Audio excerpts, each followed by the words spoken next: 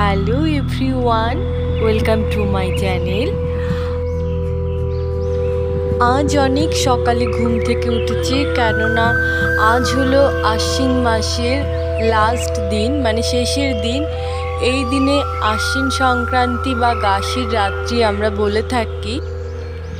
এই দিনে আমরা 14 রকমের শাক তুলে রান্না করি, পিঠাপুলি বানাই, মাটির প্রদীপ বানাই। আমি শুনেছি, আমার বাপদাদাদের মুখে আমি শুনেছি, প্রাচীনকালে এই গাসির রাত্রি থেকেই নতুন বছর বা নিউ ইয়ার আমরা যেটা আর কি পালন করে থাকি, সেটা কিন্তু প্রাচীনকালে নিয়ম অনুযায়ী এই দিন থেকেই নতুন বছর হিসাবে পালন করা হতো। এছাড়াও আশ্বিন সংক্রান্তিতে মূলত ধানলক্ষ্মী সাতভক্ষণের অনুষ্ঠান পালন করা হয়। তো আজ আমি মাঠে চলে এসেছি, 14 রকমের শাক তুলে নিয়ে যাব, আর সেই সঙ্গে মাটির প্রদীপ বানানোর জন্য কিছুটা কাদা মাটিও নিয়ে যাব। তো চলো শাক তুলে নেওয়া যাক।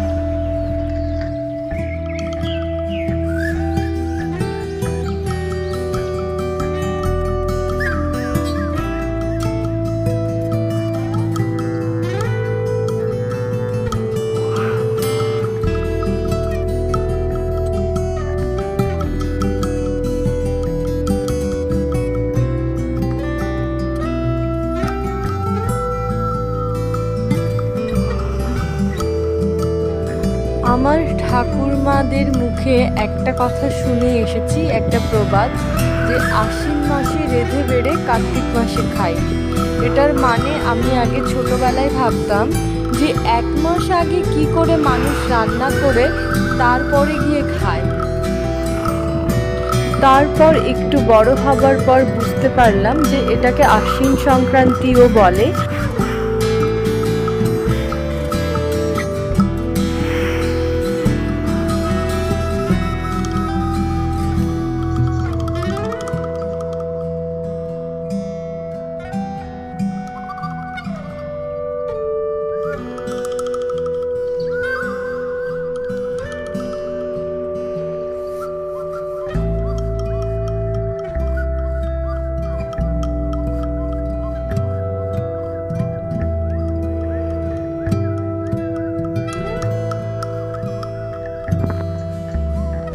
এই গাসি পুজো বা আশ্বিন সংক্রান্তি উপলক্ষে আমরা অনেক কিছু করে থাকি আমাদের আঞ্চলিকভাবে। তো তার মধ্যে যেমন হচ্ছে এই 14 রকমের শাক তোলা তো আছেই, সেই সাথে সাথে এই শাকগুলো যেন ভুঁইফোড় হয়, যেমন তোমার কষ্ট করে লাগানো না, ছড়িয়ে দিলেই এমনি থেকেই হয়ে যাবে। শাক আমার 10 রকমের তোলা হয়েছে, আর 4 রকমের তুলতে হবে।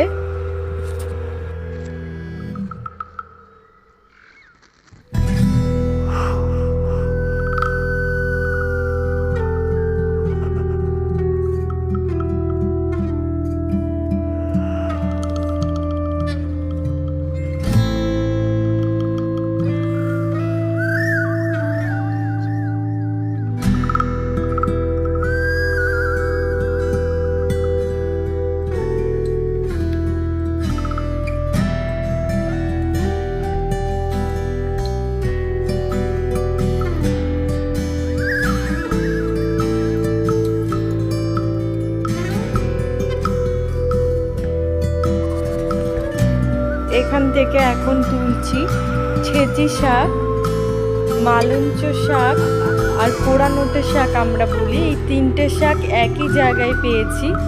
তো আমার 3 রকমের শাক তো এখান থেকে পেয়ে গেলাম। আমার 13 রকমের শাক তোলা হয়েছে, আর 1 রকমের শাক পেলেই আমার 14 রকমের শাক তোলা কমপ্লিট হয়ে যায়।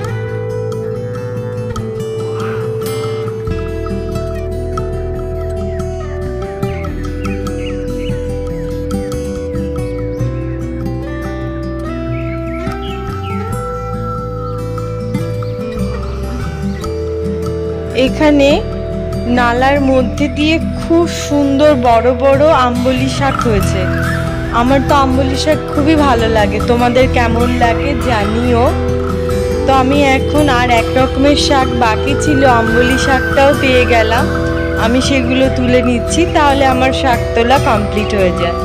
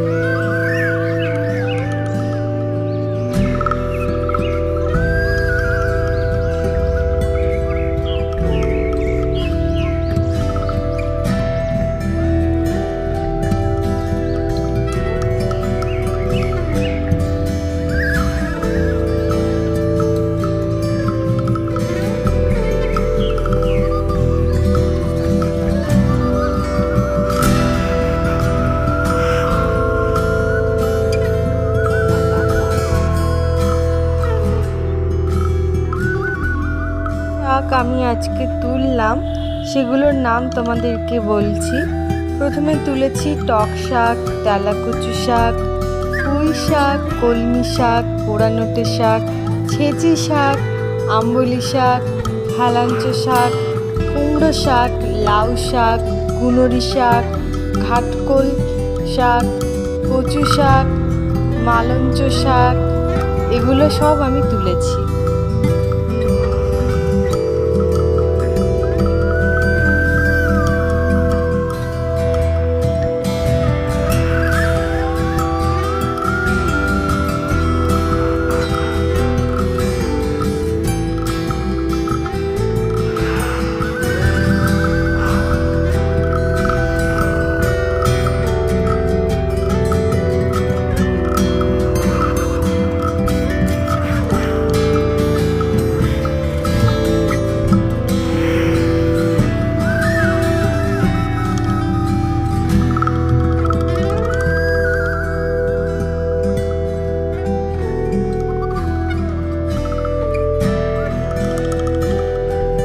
মাটির প্রদীপ বানানোর জন্য মাঠের থেকে আমি একটু নরম মাটি নিয়ে যাচ্ছি, বাড়িতে গিয়ে আমি প্রদীপ বানাবো।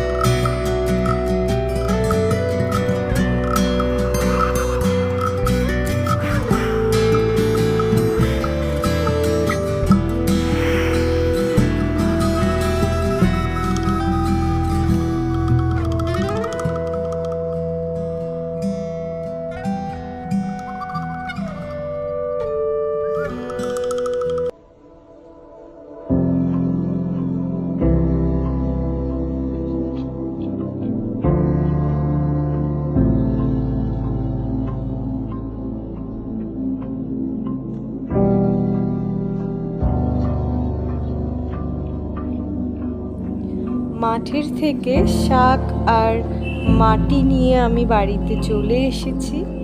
আমি শাকটা রেখে দেব, রাতে আমি রান্না করব। এখন আমি আগে মাটির প্রদীপগুলো বানিয়ে নেব।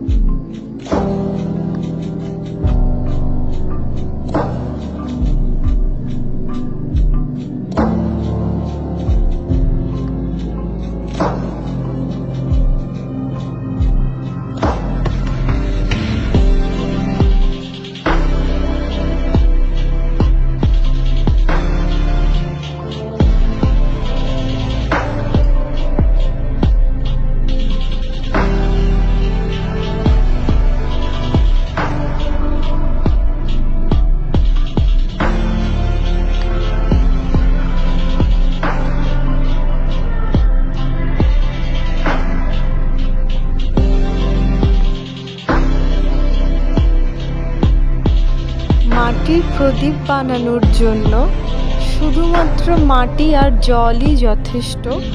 মাটিটাকে প্রদীপ বানানোর জন্য জল দিয়ে ভালো করে মাটিটা ছেনে একটা মণ্ড করে নিতে হবে।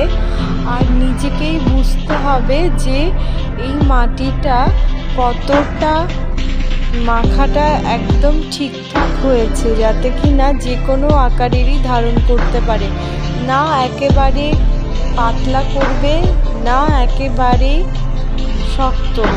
বেশি শক্ত করতে গেলে মানে প্রদীপ বা যে কোনো জিনিস পাত্র যাই বানাতে যাও না কেন সেটা কিন্তু ফেটে যাবে।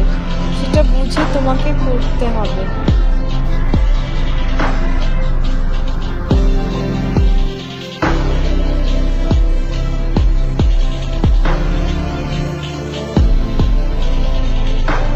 আমি একে একে করে মাটির প্রদীপ বানিয়ে ফেলবো, ঠিক 14টা, যে কটা আমার দরকার।